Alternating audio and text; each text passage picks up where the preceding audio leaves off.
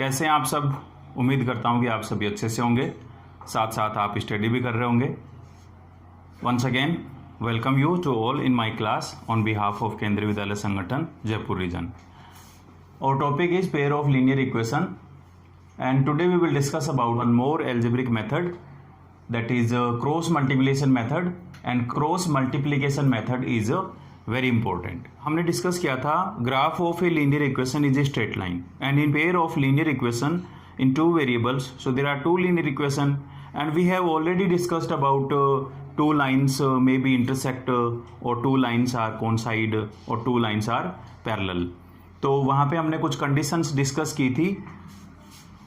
Linear equations are a1x plus b1y plus c1 is equal to 0 and a2x plus b2y plus c2 is equal to 0.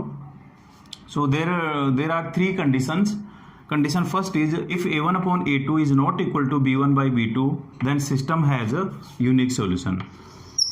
अगर a1 by a2 b1 by b2 के equal नहीं है तो वहाँ पर जो system है linear equation का उसका यूनिक सॉल्यूशन होगा।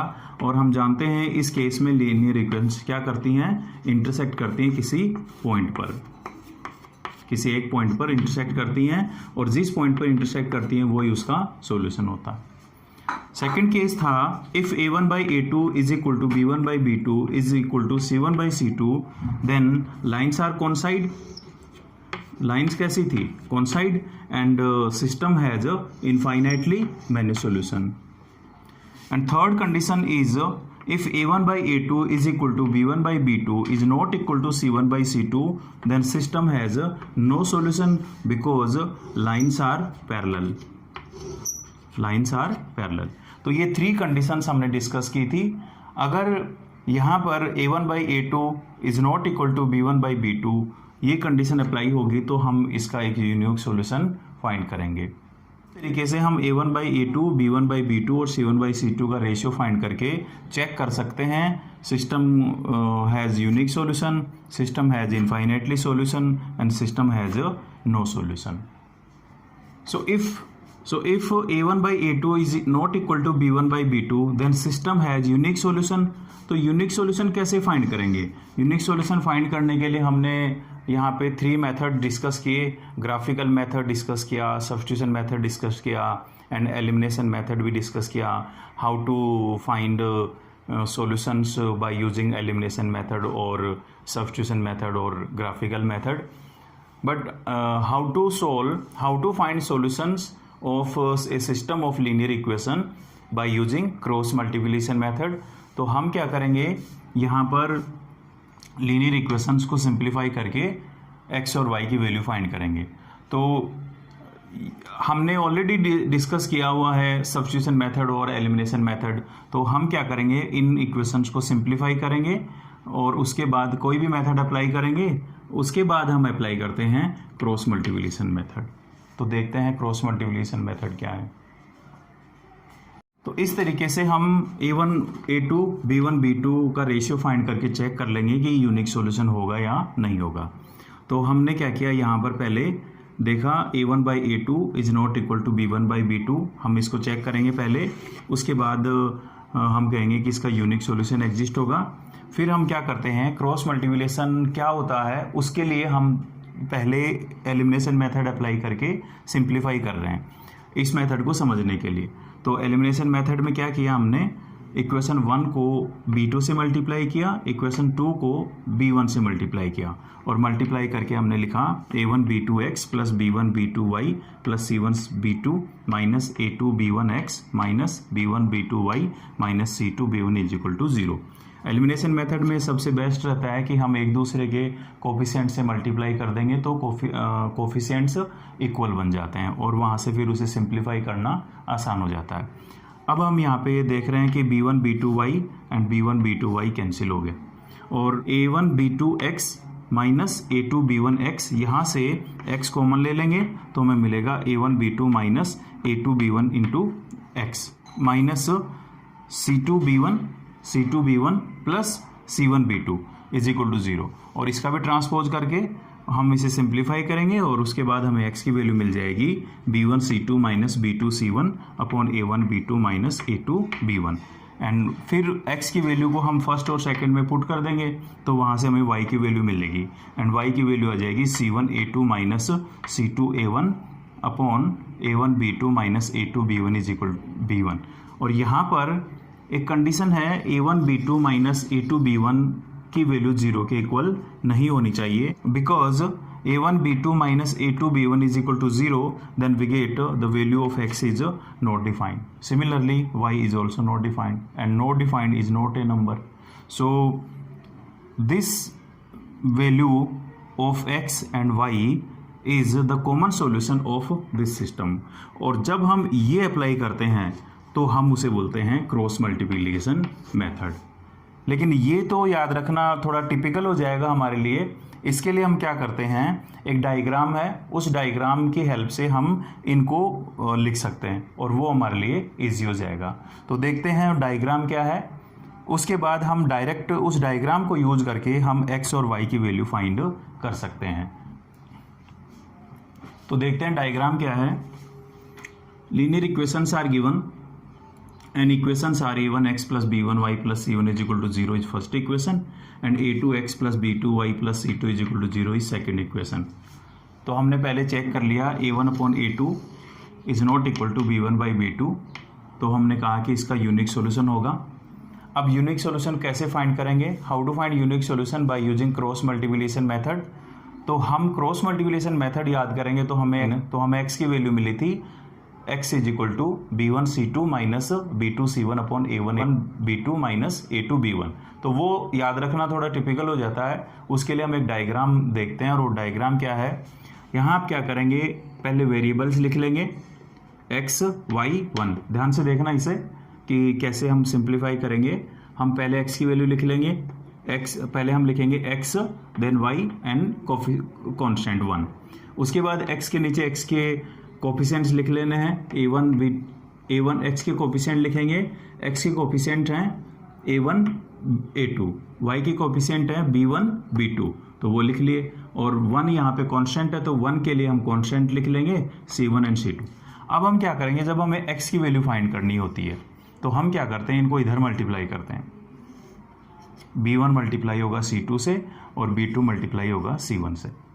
फिर उसके बाद जब y की वैल्यू फाइंड करनी है तो y के लिए हम क्या करेंगे, और c1 मल्टीप्लाई होगा a2 से and c2 multiply by a1, और 1 फिर कांस्टेंट है तो 1 के लिए क्या करेंगे, हम a1 को b2 से मल्टीप्लाई करेंगे और a2 को b1 से मल्टीप्लाई करेंगे। सो a1 b2 multiply by a2 b1। तो ये वो डायग्राम है और इस डायग्राम की हेल्प से हम इसे सिंप्लीफाई कर लेंगे। लेकिन ये भी सिर्फ समझने के लिए देखा, लेकिन हम इसको भी यूज नहीं करेंगे, और हम क्या करेंगे, हमें x और y की वैल्यू फाइंड करनी है तो हम लिखेंगे x upon is equal to y upon is equal to 1 upon, ठीक है। और उसके बाद क्या करना है, जब x की बात करेंगे तो हम x की कॉलम को हटा देंगे और कॉन्स्टेंट्स लिख लेंगे। और कॉन्स्टेंट्स हैं b1 b2 c1 c2 is equal to y। फिर जब y की बात करेंगे तो हम उसके आगे चलेंगे, हम फिर से कांस्टेंट लिख लेंगे। तो आगे चलना है हमें c1 c2 फिर लिखेंगे a1 a2 और फिर आ गया कांस्टेंट, तो कांस्टेंट के लिए 1 लिख लेंगे। और 1 के लिए हम क्या करेंगे, 1 के लिए मैंने कहा कि हमें आगे चलना है तो c1 के बाद फिर क्या आएगा, वापस यहाँ पे आ जाएंगे a1 a2 पे। तो 1 upon a1 a2 and b1 b2। इस तरीके से हम ये अप्लाई कर लेंगे। और उसके बाद क्या करेंगे, x अपॉन इनको क्रॉस मल्टीप्लाई करेंगे, b1 c2 फिर माइनस का साइन लेकर के इनको मल्टीप्लाई करेंगे, b2 c1 is equal to, फिर y के नीचे लिखेंगे y is equal to c1 a2 minus c2 a1, और फिर 1 upon a1 b2 minus a2 b1। और इस तरीके से हम इसकी वैल्यू फाइंड कर लेंगे। अब हम क्या करेंगे, कंपेयर कर लेंगे। फर्स्ट और थर्ड को जब लिखेंगे तो हमें मिलेगा x upon b1 c2 minus b2 c1 is equal to 1 upon a1 b2 minus a2 b1। तो हमें यहाँ से x की वैल्यू मिल जाएगी और x की वैल्यू आ जाएगी b1 c2 B1 C2 minus B2 C1 upon A1 B2 minus A2 B1। और फिर जब y की वैल्यू फाइंड करनी होगी तो हम y इन दोनों को कंपेयर कर लेंगे और यहाँ से y की वैल्यू मिल जाएगी। y is equal to C1 A2 minus C2 A1 upon A1 B2 minus A2 B1। और जैसे कि मैंने बताया कि A1 B2 minus A2 B1 की वैल्यू 0 नहीं आनी चाहिए। और इस तरीके से हम इस डायग्राम को यूज़ करके हम x और y की वैल्यू फाइंड कर सकते हैं और इसी को बोलते हैं क्रॉस मल्टीप्लिकेशन मेथड। इस डायग्राम की हेल्प से हमें x और y की वैल्यू फाइंड करना इजी हो जाता है और इसी को बोलते हैं cross multiplication method.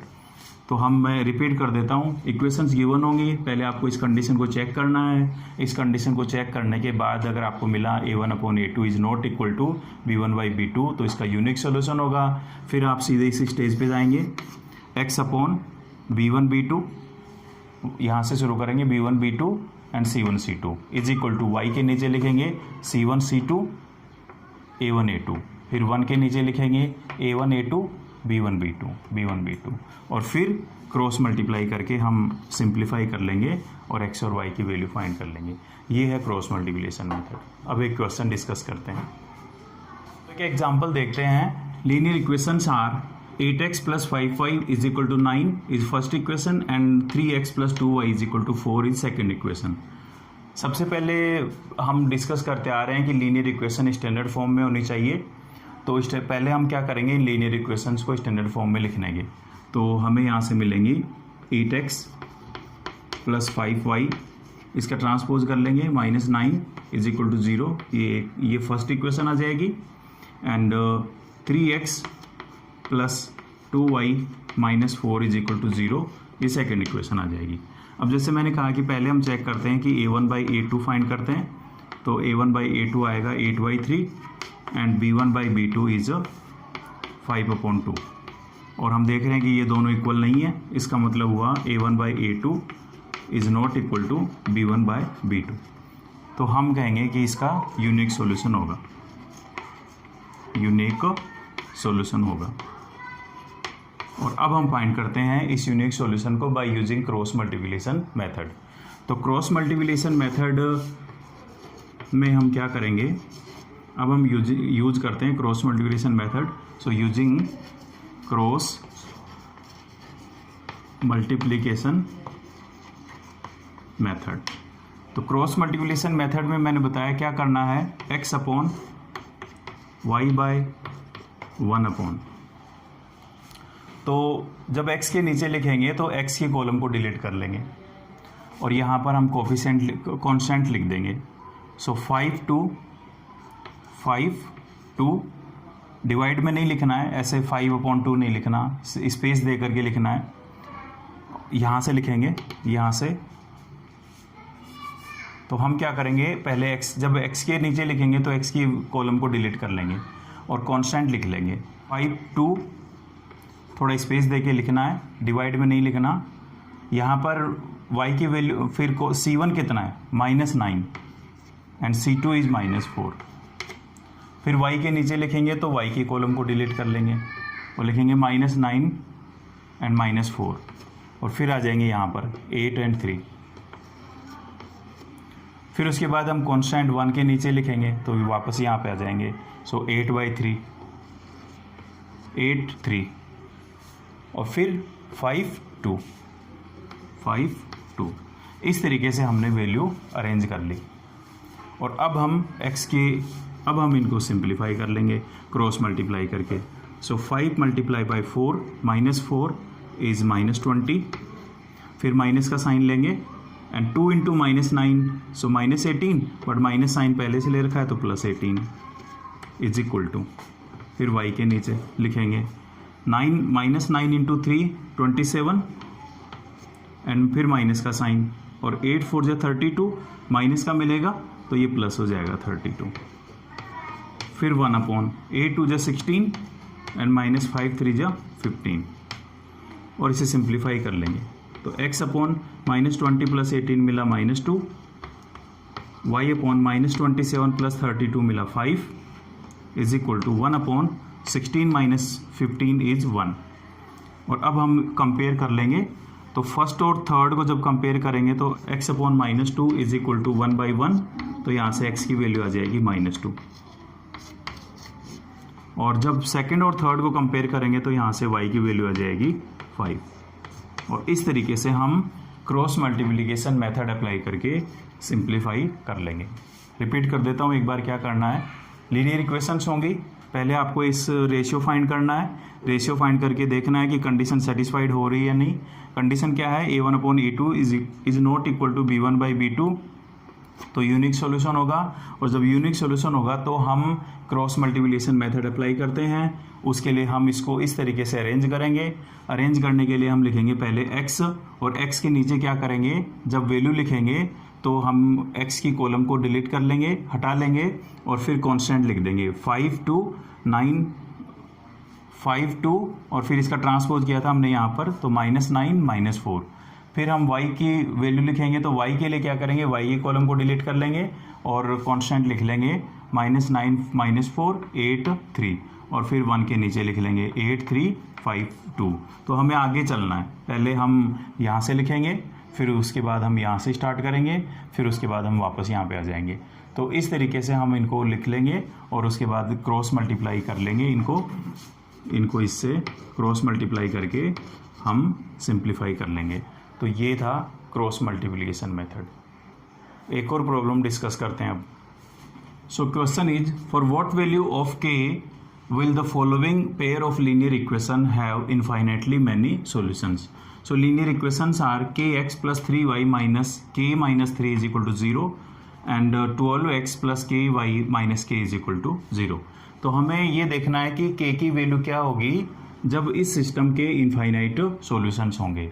And we know that if solutions are infinite then there is one condition, a1/a2 is equal to b1/b2 is equal to c1/c2। तो हम पहले वो रेशियो फाइंड कर लेंगे सिंस सॉल्यूशन फाइंड करते हैं। We know that if a1/a2 is equal to b1/b2 is equal to c1/c2, then system has